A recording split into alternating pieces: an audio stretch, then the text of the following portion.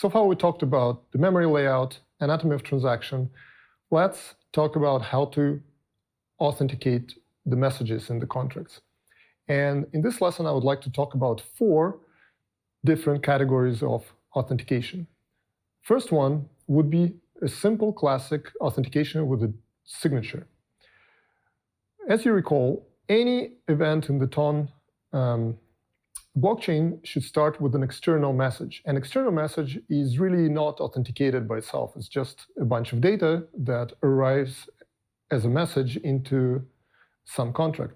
And usually, the external messages land in the wallet contracts that belong to each user. So if you look under the hood, what the wallet does is really 3 things. It stores TON coin balance for the user. It stores the sequence number that it uses to prevent replaying of the messages. And it stores the public key. Whenever the external message comes in, it reads off 64 bytes of data, that is the signature for the rest of the message, verifies the signature with its public key, and then treats the rest of the message as the instructions to send other messages to other contracts internally inside the blockchain. So that's really the only job of a wallet. And you may have some other systems where we have a similar pattern where you receive the raw binary data as a message, check its signature, and then process the rest of the data. One thing to note is that this is something that you really want to reserve just for the wallets, because your system becomes more composable and more flexible if you build the rest of the communication between the contracts using internal messages. And this is where the second authentication mechanism comes into play. And the second mechanism is the authentication of a message sender. All the internal messages in TON, they're identified by a message sender that is guaranteed to be correct and secure by the TON protocol. So every time a contract receives an internal message, it knows for sure from which other contract the message was received. And this is immensely more cheap and powerful than checking the signatures. First of all, you're not limited to the humans who could make those messages. You could also plug multiple contracts together in a pipeline. So for instance, you may have a token that has an owner, and this owner is specified not as a public key, but as another contract address. And now in most situations, this contract address could be a wallet address. And this means that the token can be updated, like its owner could be updated by the message from this wallet. But equally, this address could be an address of a multi-signature vault, or it could be an address of a decentralized exchange that owns this token. So really, authenticating your messages by a sender gives you immense flexibility in terms of who could access your application or your token.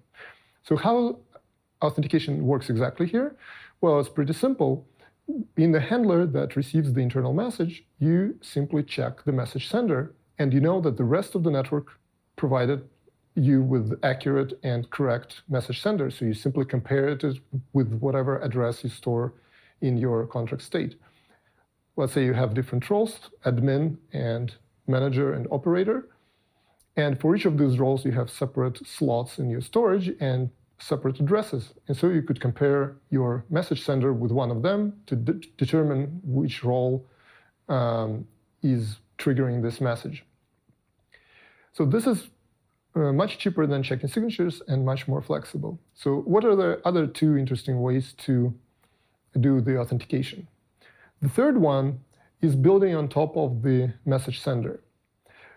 Since the addresses in the TON ecosystem are not simply unique identifiers of the contracts, but they're also cryptographically secure hashes of the contract code and data, and more specifically, initial code and data, so they don't change when the data changes.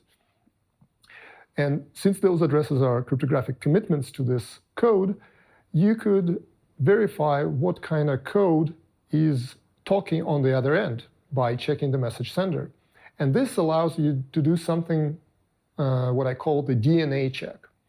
So if you look under the hood of tokens, and we'll talk about them in the separate lesson, then you will notice that there will be contracts that have identical code but different data, and they communicate between each other. And the way they authenticate this communication is by checking not the exact contract address, but they check that whatever data they have, it's attached to the same code as the current contract has, which means that the contract can trust that the other side, the sender of the message, executed their part of the protocol correctly. So the contract effectively could mix up on its own end some data and the code that they trust, compute it on the fly, and compare it with an actual message sender. And this way authenticate that the sender could have any data and maybe any address, but they have identical code and therefore identical DNA, and then therefore they could trust each other.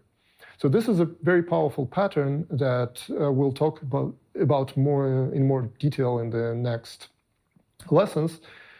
But this kind of shows you what you can do with the message sender in your own contracts. And finally, the fourth type of authentication is something not to forget about. It is a lack of authentication at all. This is quite interesting. Isn't it insecure to not authenticate the messages? Well, in certain situations, this is where the security actually lies. Let's say you have a system that must be censorship resistant. Let's say it's a decentralized staking pool that needs to do payouts every once in a while.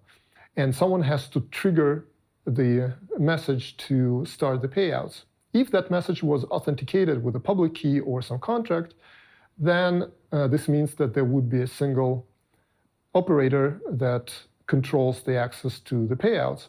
And that would be bad from the censorship point of view. Now, what you could do for such a system, you could create a message handler that doesn't do any authentication by design, and maybe protects itself against denial of service in some other ways. For instance, the sender of the message needs to pay the fees for the gas. But we don't really care about the sender, and we allow any computer or human to trigger this message. And this is a deliberate design decision in your application to choose when to not authenticate messages.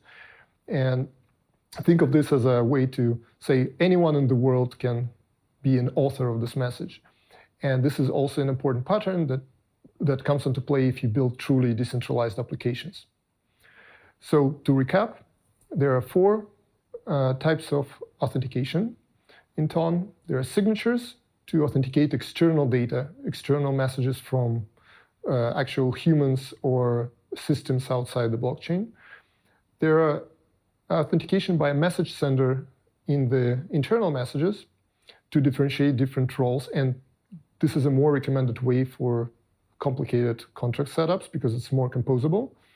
Third type of authentication is the DNA check, where you compute the necessary message sender address on the fly by referring to the code or data that you trust. And finally, there is lack of authentication at all to provide censorship resistance to your application.